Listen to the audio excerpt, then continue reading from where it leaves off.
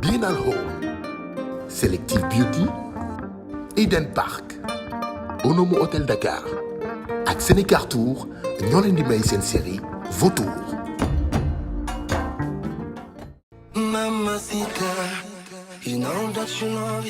Bienal Home, l'arrivage, ça y est, vous avez attendu pendant longtemps, les salons sont arrivés, les chambres à coucher sont bien arrivées, les meubles différents sont bien arrivés. Oui, quel que soit votre désir, quels que soient vos goûts, les salons sont bien là à Bienal Home, la qualité mais aussi le design. Les chambres à coucher, regardez ces superbes tables à manger de luxe, ces tapis de luxe mais aussi lits pour enfants, mobilier de bureau, accessoires et décorations.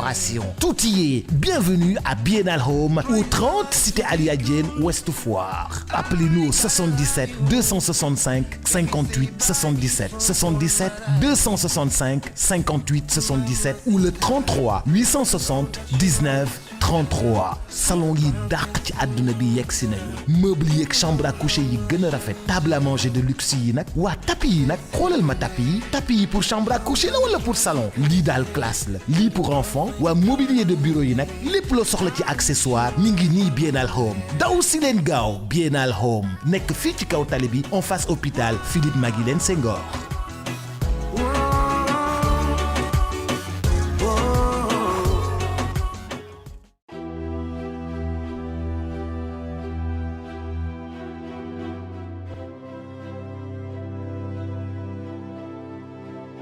Formez-vous, armez-vous de science jusqu'aux dents et arrachez votre patrimoine culturel.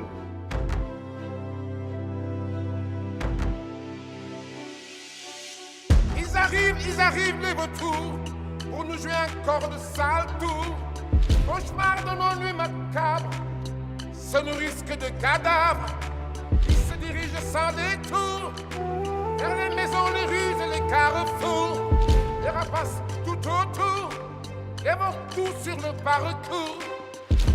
Cœur sans amour, sans cœur, sans amour. Au secours, ils nous entourent, planent au-dessus de nos têtes, où je peux nous faire la fête. Battent des ailes et claquent des becs, le feu, le sang, la flamme des bêtes. Ça me tan bëggul moom métti lay dundee bëggul moom yàpp lay dundee.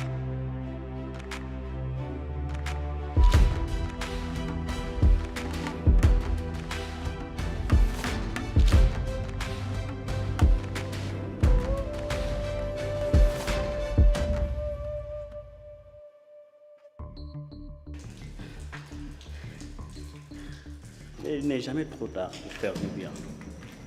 gis nga ni ma doon yow ak sa jëkkër ñu mel moo tax mu am ñu mel ni man.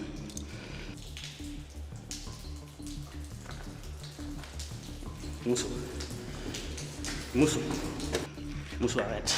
Musu arrête. Ani sama rakk laa wax. Bébé. Ani sama rakk. soo ma rayee noo koy xamee. Bébé. soo ma rayee noo koy xamee. Bébé. Qu'est-ce qui se passe? Mon général xam naa ne yëgoo lii. détachez-moi ma expliquer la. détachez-moi ma expliquer la man xam naa ne ci kër gi laa bokk.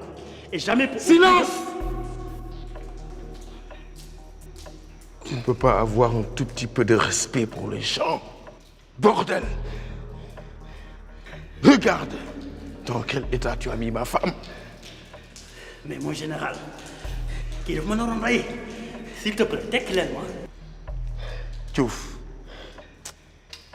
yow doonitu dara. mon général su ma la expliquer di nga comprendre. Qu'est-ce que je n'ai pas fait pour toi? Regarde-moi dans les yeux.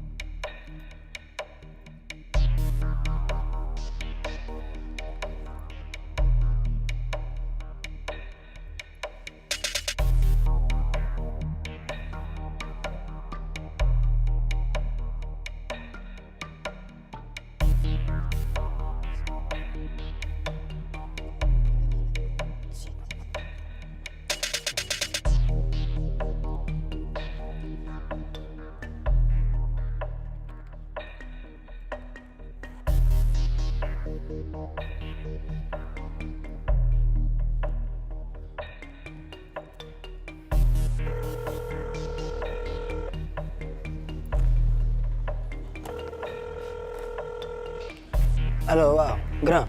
waaw naka ndaw. waaw man la Alex booleel maa ngi ci lieu bi ma waxoon foo nekk. bi mooy deuxième fois nga ma wax nee naa nga dal jàmm xaaral maa ngi ñëw.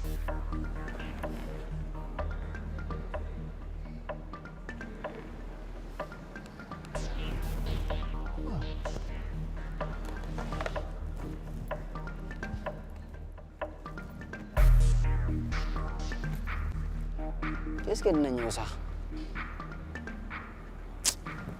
yaakaaruma ko de man damaa war def li ma grand G wax rek moo ëpp jàmm quoi li ma dugg nii xaw ma si dara.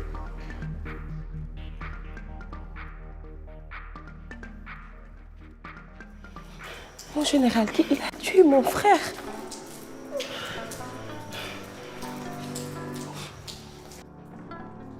Est-ce que c'est vrai ce qu'elle raconte? yow xam nga ni du ma def loolu. détachez-moi. yow dofuloo sax. Rassure-moi. Rassure-moi. Il te dira rien du tout. Rien du tout. instant bi day jël temps rek man je suis sûre que ni rey na sama rak. au général man ci kër gi laa bokk. ay ma rey ko. delloo ma baaga bi ma dagate ko nu raw ni mu dagatee sama rak. Écoute bébé yàgg naa la wax ne la bésu mer du bésu jëf. Je suis persuadé qu'en ce moment toute la police est à sa recherche. Tu as tué mon frère. Et su fekkente dee na yow nga bëgg ko rey qu'est-ce que tu y gagnes? Écoute, on va le garder ici. Le temps de recevoir la météo de la cité. Par contre, toi, tu peux crier autant que tu veux. Personne ne viendra te chercher. Bébé, let's go.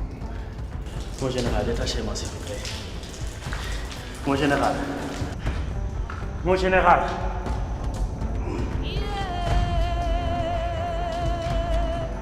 Mon général. Eh, vous l'avez vu, bye. Détachez-moi. Oh.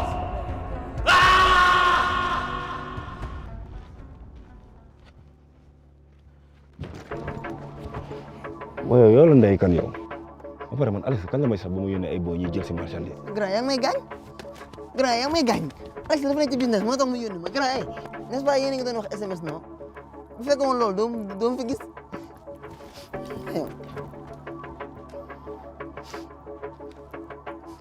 grand man yor ma benn arme nga may fuyete nii boo mënul nga bàyyi ma dem. boo tëjee sa làmmiñ te nga toog xaaral ma ñëw.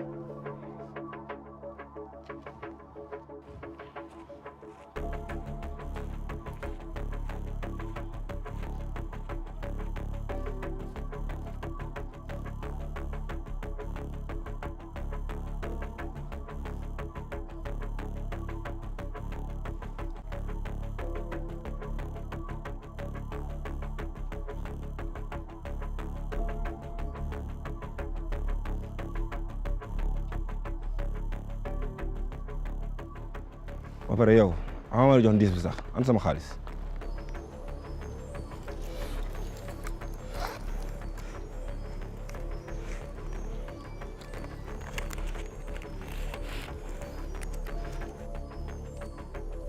dafa lu gaaw booy.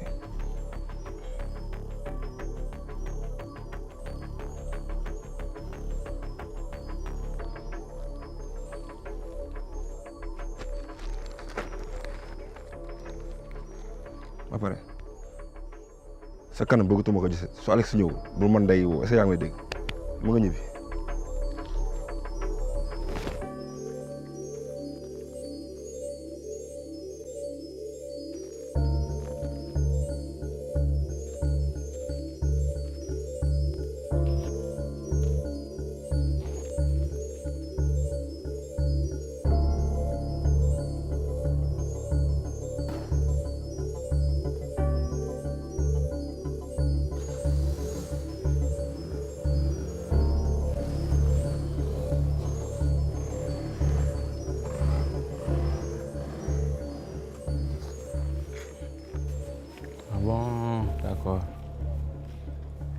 ah waa jinne de bu tàmbareeree ñetti mbiskit ba yam si taalaale ah du neex a téye de waaye man li ma si jaaxal sax mooy boobi moom demagul fenn mi ngi naaw ay dunxam di ruus kii fu mu jëm du sori bu soree dina ma jaaxal boobi ah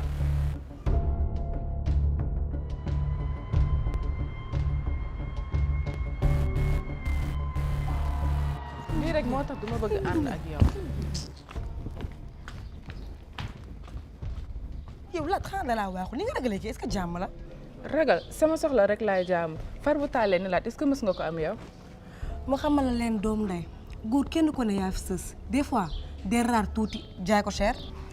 bàyyi sa xel bi ngay foowee li ma fi bàyyi rek moo la fi bàyyi koppar gi te del liggéey looy def. mais man du ma yuuxu rek ma tëb.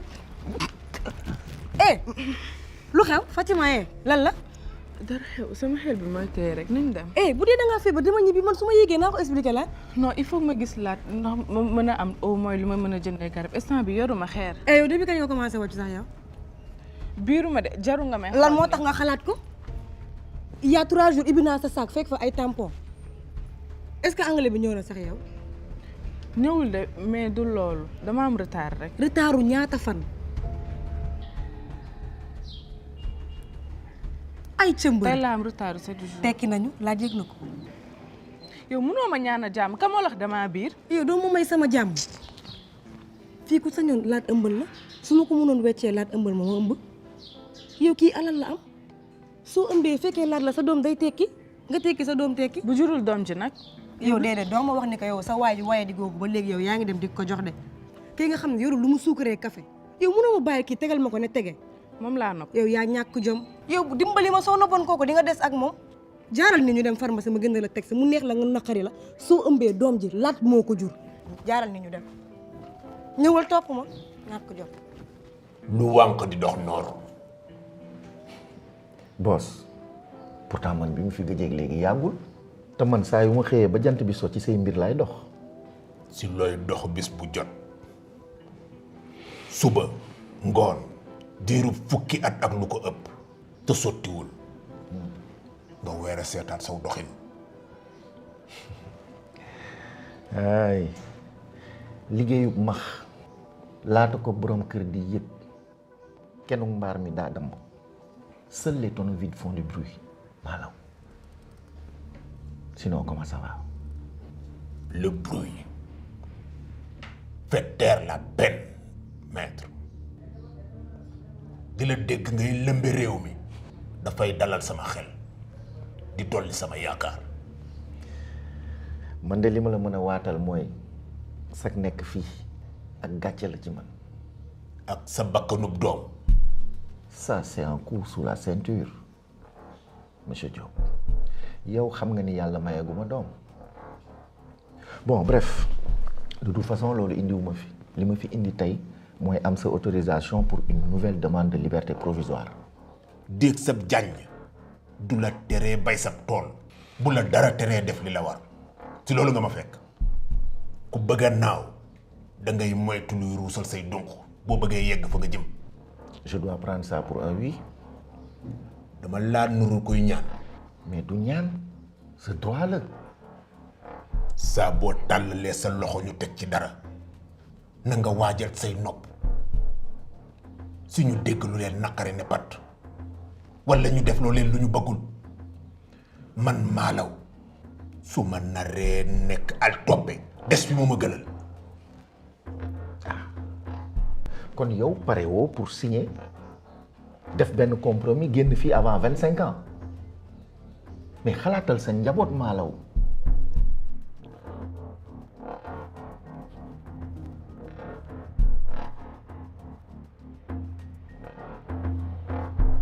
Almudo Almudo génneel je suis sûr que gis nga ba mooy ñëw Almudo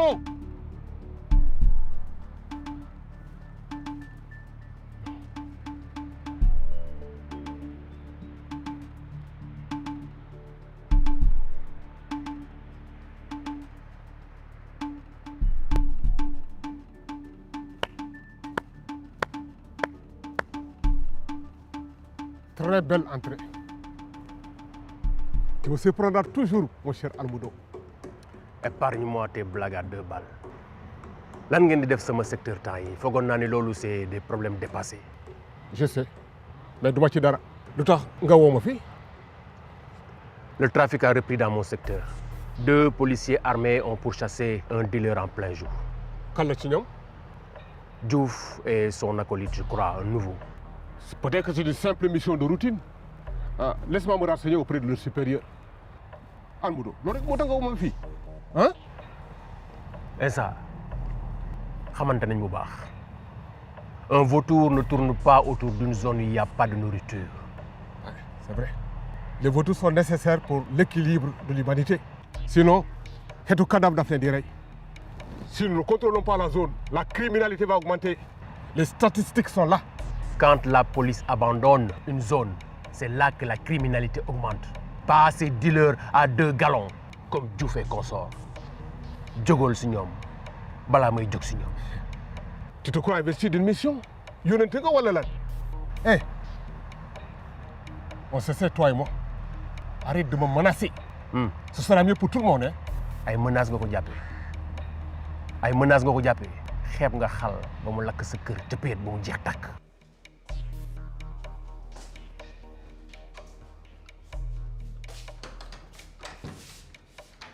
Yo, mes 2 préférés. Oui ma xaar naa leen ba sonn wax naa leen ba taay ngeen bàyyi di ma xaar loo.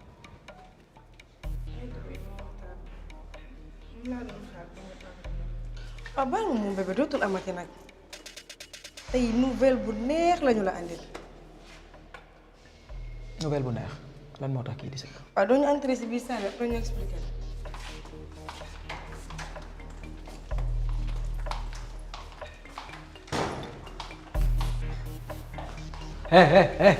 jugal taxaw nag lan moo xew. wala doo ñu entré si néeg bi xanaa sama bi nekk. sa yoon nekkul sama mag bi mu ngi fi wala nekku fi kooku mu ngi nelaw yëgul liggéey ji di réer fii ngeen di taxaw wax ma li xew ba pare. Fatma sigil nga xool ma Fatma sigil nga wax ak man lan moo xew Fatma sigil lan moo xew. boo delloo ci ki la yónni nga ne ko Malaw Alassane Diop du doomi jaam te kenn ci samay maam mosuñu koo noot samay maam ci gawar lañ daan toog jiitu ñu topp leen paaka laa kenn duma jiitu sama mbar. mais man kenn yónniwuma je ne fais que mon travail sama liggéey rek laay def jéem a seet ay solution xool bu ma lay génnee fii ah du loolu tax nga may fay xaalis bu dul jeex. Sidiya moo lay fay bu desoon ci man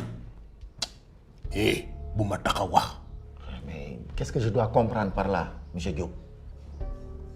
Tu comprendras quelque chose le jour où tu feras la différence entre Malaw boss et monsieur. bu ma xamoon ni lii moo la fa indi doo ma yàqal samay nelaw. Au revoir maître. mais gaawal nga génn sa temps de visite jeex na garde.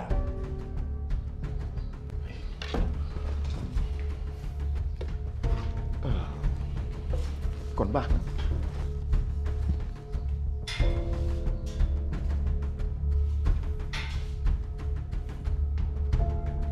Sidiya. la sama àdduna yàqu na lii bëgg sama yaay yéegi xaw ma fan laa lan ngay jooy di ma nii da ngeen ma bëgg a fontoo wala lan yéen ñaar ñi lan mooy problème bi nga taxaw sama kanam di jooy ni lan moo xew yow. waaw defal nank rek laa dina la ko wax kii dafa tiit rek. mais lan lay tiit dañ leen wax man damay lekke wala man dëmm laa. doo wax li xew yow. lan moo xew.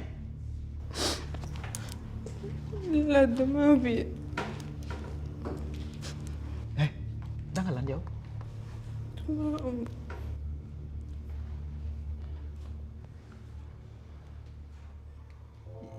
danga ëmb. kan moo la bëri man. waaw la dama ëmb te yaa ma biiral.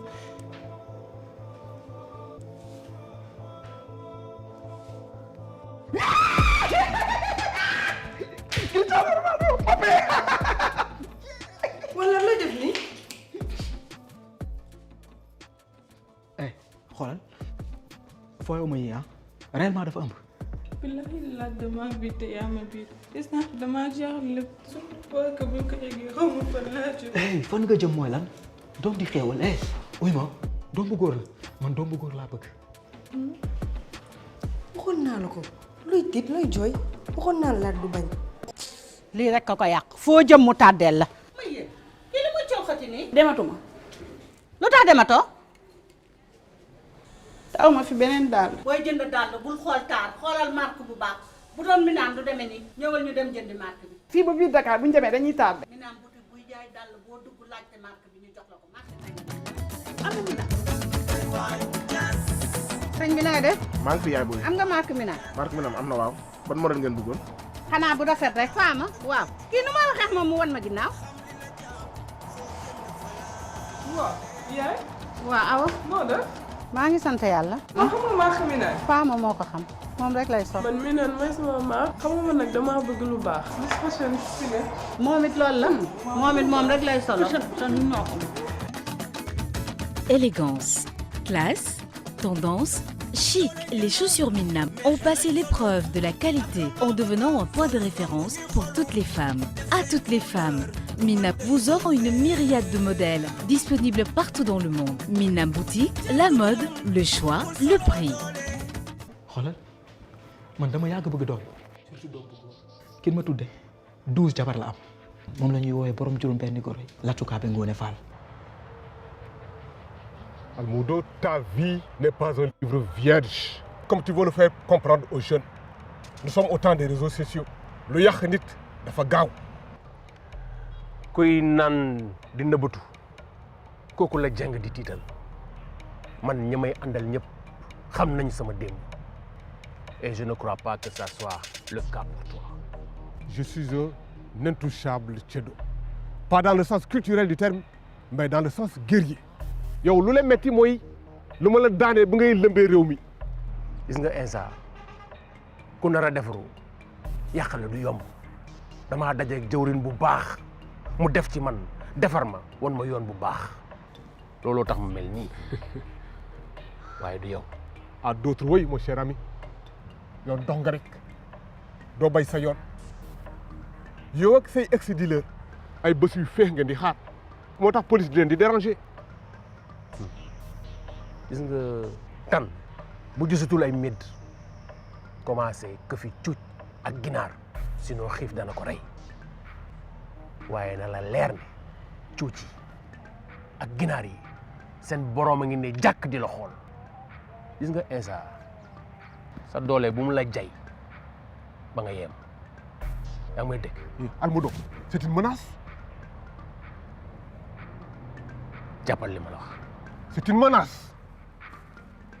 Hé Almudo. tey dañuy feetu jóg. oh là là je vais être papa. doom bu góor c'est magnifique.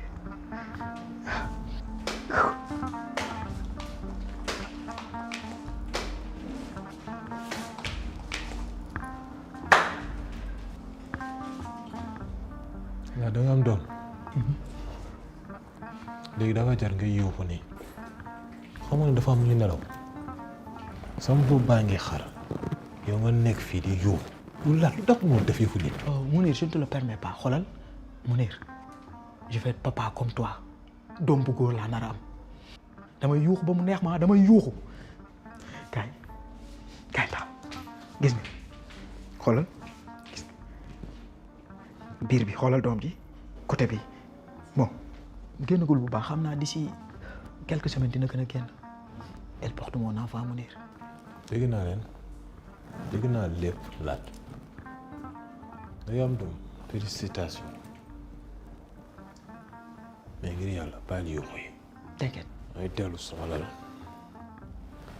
bëggoon a déggaat ok su ma yow ci waxtaan dégg nga. sama ko du jàmm la raaj Mounir grand frère tu es mon grand frère.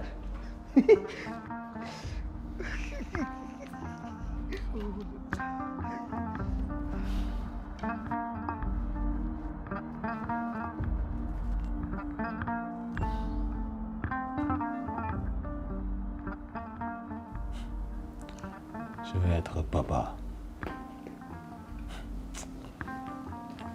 Après, comprendre.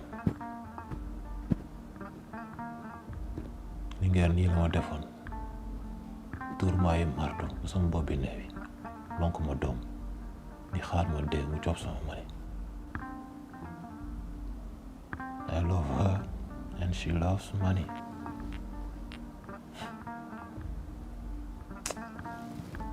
xaabu Sidi yaa yëg ko rek.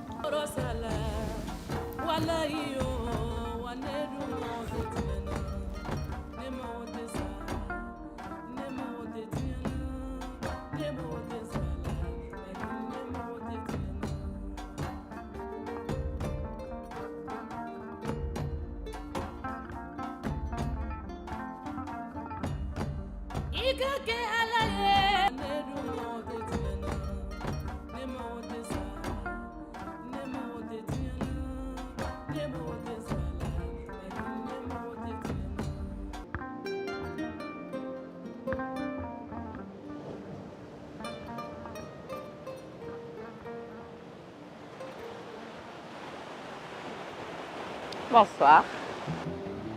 Oh. Odette. Oui, boss. C'est quoi, tu viens payer ta dette? Si j'avais du boulot, je pourrais. Il faut que je ligue là pour me faire. C'est bien ça? Si je demande sama bopp, d'ici 3 ans, ça, tout à fait, je la fay.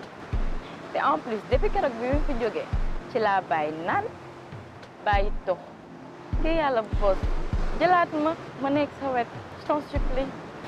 Parce que si xottu nen nga toog loolu rek moom moo tax. Non, du loolu. J'ai juste envie de reprendre ma vie sérieusement en main. Et ngir yàlla maa la ko ñaan, redonne-moi une seconde chance. doo ko rëcc.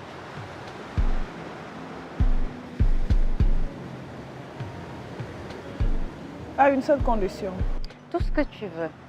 loo wax rek loolu lay def. Ok.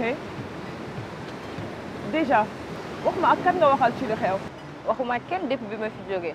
depuis boobu maa ngi ak sama yaay toog ci wetam.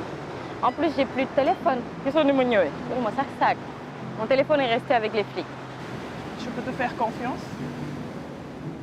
Je te jure, ça sera ta dernière chance. su la leeree rek muy sa jàmm. yii leer na bu baax ci sama bopp boss. Et man li ma la ñaan rek mooy tu n'as pas à avoir peur de quoi que ce soit venant de moi. li ma la ñaan mooy redonne-moi une seconde chance et fais-moi confiance. Alex dafa la wax ko ay mbokkam nekk. Il me parle souvent de la Casamance. À chaque fois sama ñoom nijaay suñ ko naree képp rek créer ko problème foofu lay def. Mais franchement xaw ma exactement. xamee loo ko benn mbokk fii Dakar. Non, non. Ok. Gis nga li ma lay sant. soo ko réussiree, tu seras ma seconde. Watal boss. Désolée, c'est pas ce que je voulais dire. Mais jigéen n'a qu'une seule parole et tu le sais. J'accepte de faire la mission. Ak li mu mënta doon nag. Ok.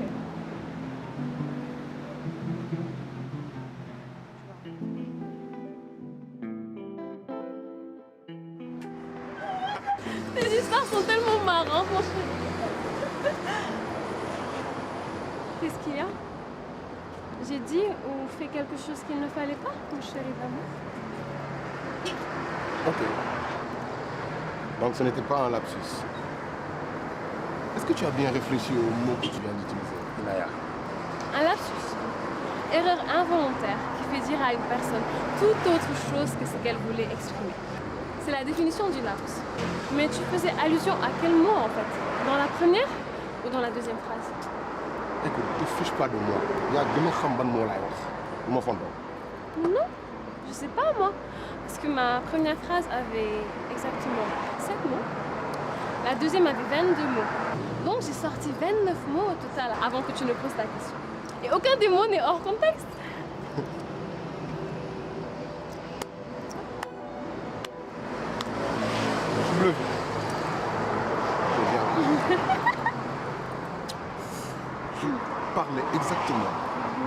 chérie que tu as utilisé dans tes 2 phrases.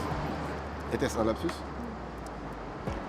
Le cerveau des hommes a la particularité de ne retenir dans certaines situations que les mots ou les gestes qui font référence au bas de la ceinture. Et non, ce n'était pas un lapsus. Je te considère comme tel parce qu'on se fréquente et on a déjà fait... Sacré une heure. J'ai bien envie d'être ton chéri, moi aussi. Ça me plairait bien. Je me sens bien avec toi, j'aime passer du temps avec toi. Je fais que penser à toi toute la journée. C'est bizarre. Ta réponse est un peu biaisée vu la position.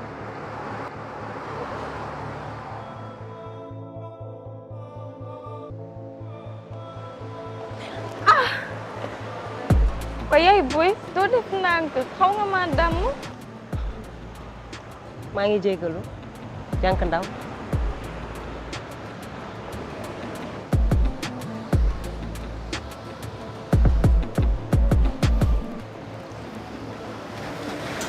yaay boy sama jigéen ju mën ko. xamee ma la woon. waaw mënoon nga maa wolu rek nag yaay. kon nekk ma fekk la fa yow tamit. toogal fi yaay. prends place. mais yaa ngi fii tey pourquoi fii. tu sais yaay xam nga yaa ma jàngal. en plus la zone n'est plus aussi sûre que say jamono. Il y a trop de parasites ces derniers temps. loolu rek moo tax. Ça c'est vrai.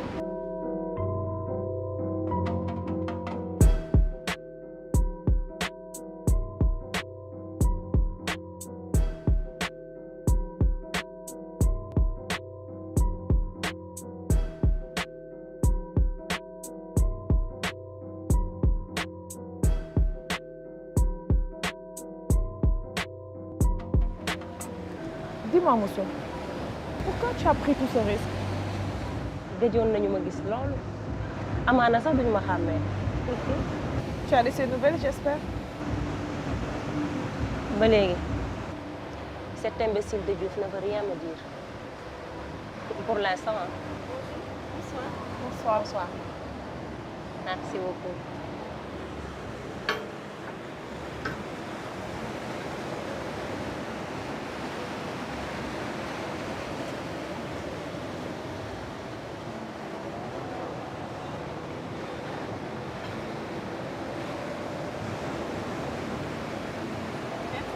Merci beaucoup. Tu disais hier. Cet imbécile de Diouf ne veut rien me dire. Mais pour l'instant, su ma fanaanee ci moom tey su waxulee ma leb ay fanam. Oui, Thiaye. Tu veux dire que Diouf est avec... Non, putain.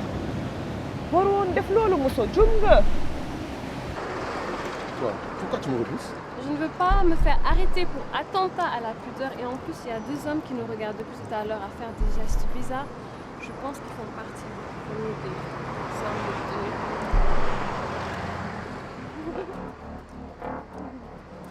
Putain, récupère mon arme vite et mets-le dans ton sac. Kawal, kawal, discrètement. Fais vite.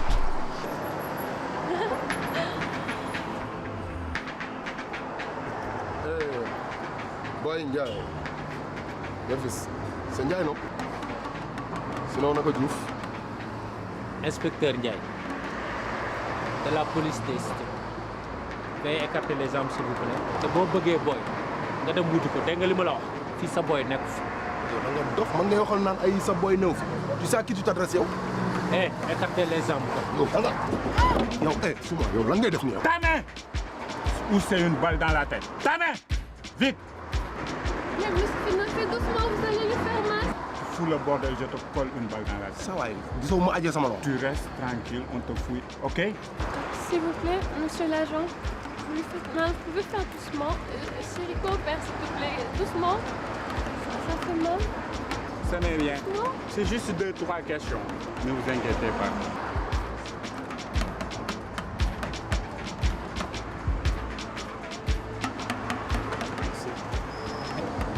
Eh, Diouf la ñuy wër ñu réer mër ci temps et j'espère bien que sa loxo nekkul ci biir sos Diouf réer xam nga ne Diouf sama waay jàmm rek lañ seet dara lu bon su ko naroon dal jugee si man lu muy clair. oh yow la ñuy waxal bul dof gis nga benn bopp benn karaw bu waddee si Diouf tu auras affaire à moi c'est la première fois qu'on se voit man la Fall borom town foo munti nekk dinaa la fa fekk def la lu métti.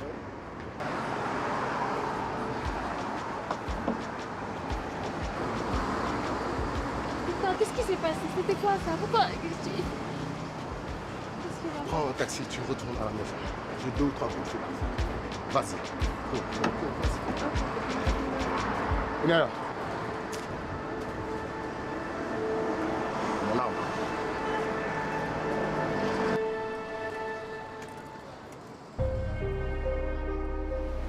ana général yëg na ko.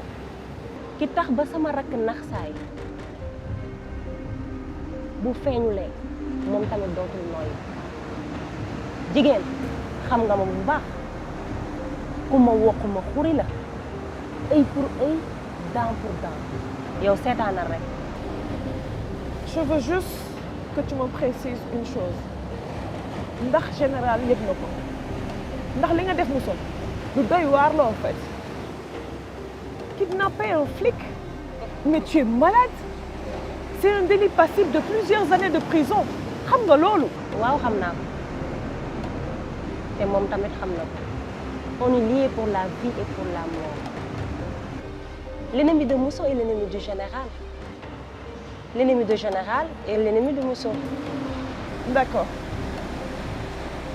Rassure-moi, Yaay. Je fais partie de vos amis. sama jigéen ju mën góor yow yaa tax ba ma xam lii fi xew nii yëpp tey bu dul woon yow duma ko xam umpalewul la woon ni que ni génnoon nañu dëkk bi on était bien tranquille là-bas mais loolu indiwuma fi xale bi Alex doon fréquenté laa bëgg nga tegal ma ko fii ci samay yoxo.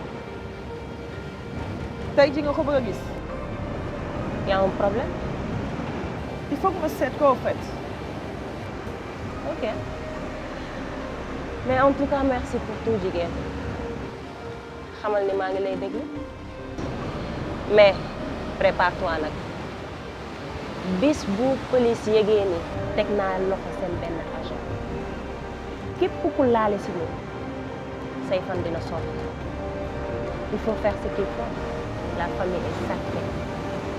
Et on ne touche pas. D'accord? Bon appétit. Merci, Yaay.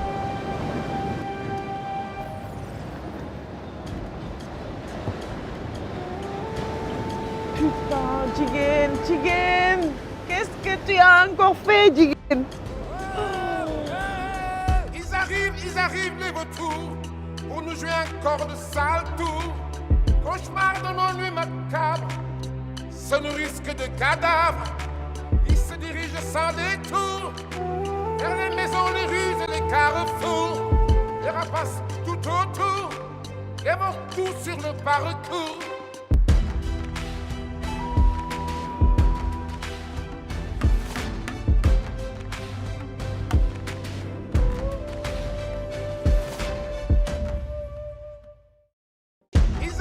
Ils arrivent les vautours pour nous jouer encore de sale tour. Cauchemar de nos nuits macabres, se nourrissent que de cadavres.